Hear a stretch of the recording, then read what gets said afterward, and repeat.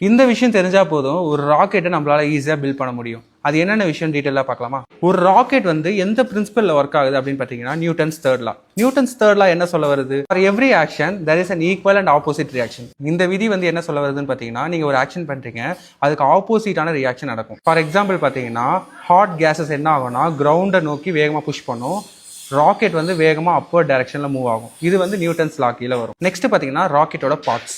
ராக்கெட்டோட parts எப்படி இருக்கணும் அப்படின்னு பார்த்தீங்கன்னா, ஃபர்ஸ்ட் பார்த்தீங்கன்னா பாடி ஃப்ரேம், ஹேர் ஃப்ரேம் எல்லா பார்ட்ஸையும் இது வந்து அட்டாச் பண்ணுற மாதிரி இருக்கணும். நெக்ஸ்ட் பார்த்தீங்கன்னா நோஸ் கோன் அப்படின்னு சொல்லுவாங்க. நோஸ் கோன் ஏன் இந்த ஷேப்பில் இருக்குது அப்படின்னு பார்த்தீங்கன்னா, இது வந்து ஹேர் ரெசிஸ்டன்ஸ் ரிடியூஸ் பண்ணுறதுக்கு இந்த ஷேப்பில் இருக்குது.